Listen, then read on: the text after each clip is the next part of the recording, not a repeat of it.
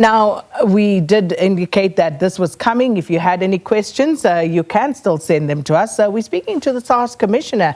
Now, South Africa's tax collection has exceeded estimates. The South African Revenue Services announced that it has collected 1.85 trillion rand in tax revenue during the 2024-2025 financial year. Now, it notes that the revenue exceeds the budget estimate by 8.8 billion rand, and that revenue authority was allocated an additional 7.5 billion rand over the next 3 years in Finance Minister Enoch Godongwana's budget last month. Now, to further discuss these latest developments, SARS collected tax, as we joined virtually by SARS Commissioner Edward Kieswetter, just to give us a breakdown of how they managed to do this. Commissioner Kieswetter, thanks for your time. Welcome to Morning Live. Good morning, Sakila. So obviously, great performance by SARS. We expect nothing less from the Revenue Collection Service. But this is happening in a very challenging economic environment. So perhaps talk to us about what were the drivers in terms of this positive outcome, Mr. Kieswetter. Thank you. Thank you very much. We often forget that that which is not seen is far more important than the revenue numbers that is produced, and we often just focus on the numbers. So let me talk first about what we call institutional integrity. That is the unseen but important nature of an organization that is defined by its culture, its DNA, its ethos. And we have built very hard and long over the last 5 or 6 years to improve our social contract with the public. Public trust in 2019-20 was 48%. We have, in an independent measure now, confirmed that it is at 75%. And attitude towards compliance has increased from 66 to 77%. These are important measures. That is undergirded by an improvement in our performance, our service to the public, as measured by our service charter in 2019 was at 54%. Today, that measure is 87%. And our own employees are today more engaged than what they were 6 years ago. The engagement has gone from 61% to 71%. We often don't speak about this, but the result is therefore not surprising, because the sustainability is ensured through the organizational integrity that has improved over the last 6 years. Then, in terms of our actual work, our compliance work is central to the higher than estimated revenue performance. We forget that, as you quite rightly point out, the economy is not performing well. In fact, the assumptions on which the budget was estimated a year ago had significantly declined. The wage bill is lower than what we thought it. Imports, instead of growing by 6%, have contracted by 1.3%. Fuel consumption is down. Good news, but it has a negative impact on fuel levies. And so all of these things have presented negative economic conditions that have led to the decline in the revenue performance. That then has been supplemented in 2 ways. Firstly, there was a policy measure to introduce the withdrawal of the 2-pot, and we can come back and talk about that. But that has had an additional revenue contribution, whereas initially we thought it would be about 5 or 6 billion, is now above 11 billion contribution. But the most significant contribution comes from our compliance program. In this regard, SARS has increased the revenue from its compliance effort by 15.8%, or it went from 261 billion to over 300 billion rand. And this is made up of millions and millions of little things that the 13,000 hardworking employees at SARS have to do diligently every day. Let me give you a few examples of that. We have resolved in the past year 3.7 million cases of outstanding debt. This is debt that taxpayers don't dispute. They just are either challenged to pay it or they just try and duck the obligation. That work has yielded 94 billion rand. Another area of work is we deploy artificial intelligence, data science, and risk modeling. This work alerts of the 8 million files from taxpayers that are returned. It has alerted about 18% of this for further verification and about 10% of all VAT returns. So 1.7 million returns are alerted through our data science and AI, and then our employees have to engage with taxpayers, resolve these issues, and that work alone has yielded 103 billion rand. This would be refunds mainly that would have been paid out to taxpayers that they were not due. And so I can unpack these efforts of work that makes up the 302 billion that is added into the fiscus. 16% of the money that we have yielded this year is money that has come from our compliance work. And great work by that compliance program intervention, Commissioner Kieswetter, especially against the backdrop that you just outlined for us previously. But what were the factors that contributed to that great outcome?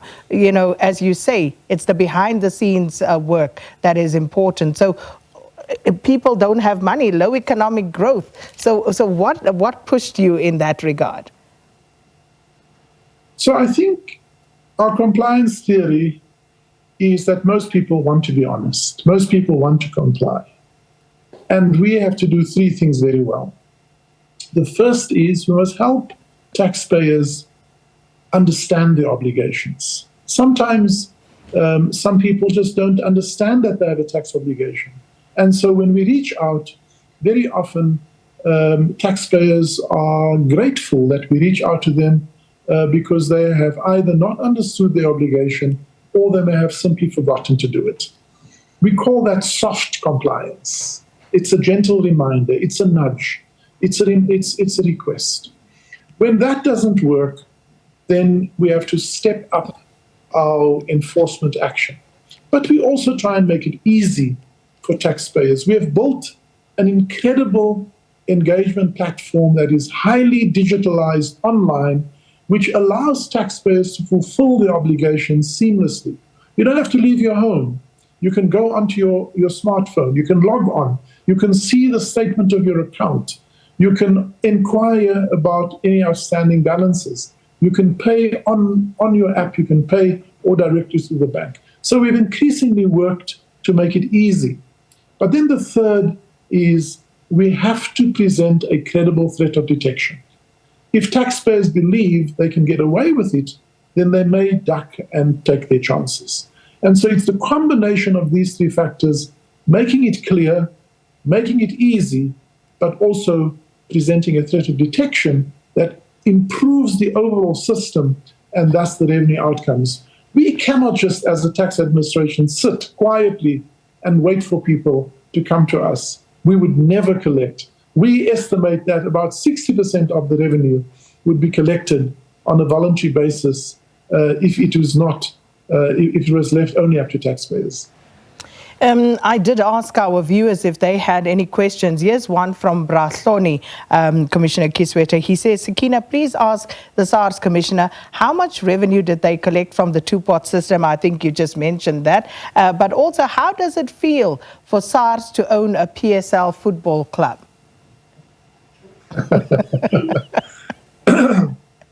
So let me answer Brahloni's first question.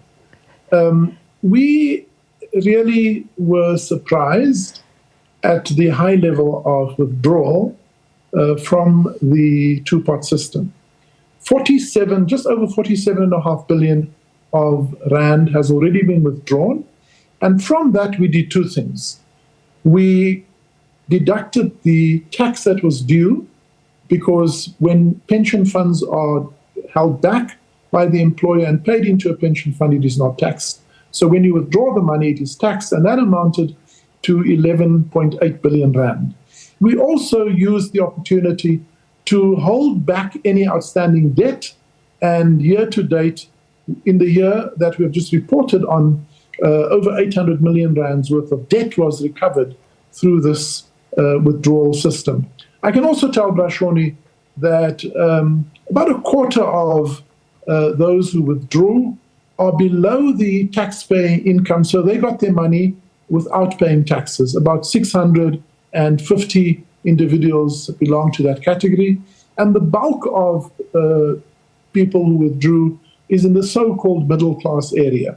So that gives you a color of the two-pot system. It has had a positive effect on the economy. It has helped many families in distress. When it gets to soccer club, the last soccer game I played, I think, was at school. And since then, I enjoy my soccer on the screen. I play no soccer. I have no interest in owning soccer clubs. The matter in the public domain is one of the legal instruments we have when a taxpayer owes SARS money. We have the ability to attach an asset, and until the asset is either replaced by the taxpayer who's paying the debt, or in the end, if the taxpayer is unable to pay the debt, we will then dispose of the asset through a well-governed process. In this case, the asset happens to be a football club. If there is a buyer who pays us what we believe is an acceptable amount, we can then offset the debt. Other than that, we enjoy watching soccer as the rest of South Africa on screen. Well, who knows? Maybe SARS employees can start, brushing off their togs and getting ready for a soccer game. But more seriously, though, Commissioner Kieswetter, SARS has been saying that it is under-resourced, especially to collect arrears. Now, with an additional 7.5 billion rand allocated by the Minister of Finance, Enoch Godongwana, what will be your priorities as SARS? So, yes, we continually and with boring consistency raise the point about a proper investment in SARS, because our conviction says that there is money on the ground. We have huge debt, outstanding debt that's not disputed, debt that is disputed, and 54 million outstanding returns, each of which represents money. And this year, we have asked the Minister to give us a ring-fenced amount so that we can pursue a debt recovery program on the short term, and 2 billion of the additional 2.5 billion that we will be allocated this year, if the budget is approved, because it's subject to the approval of this budget, but also the appropriations bill, which will be tabled this year, we will use that 2 billion towards recovering the debt. And we believe, conservatively, we can yield an additional 20 billion and ambitiously up to 50 billion through this effort.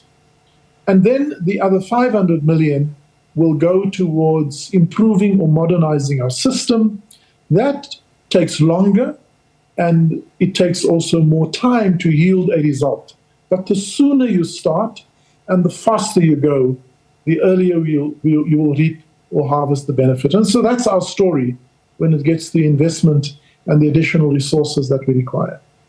Well, we have to leave it there, but thank you so much for your time. As always, that was Mr. Edward Kieswetter, the SARS Commissioner, speaking about the record collection by the South African Revenue Service for the 2024-2025 tax year. And as always, you're welcome to let us know your views.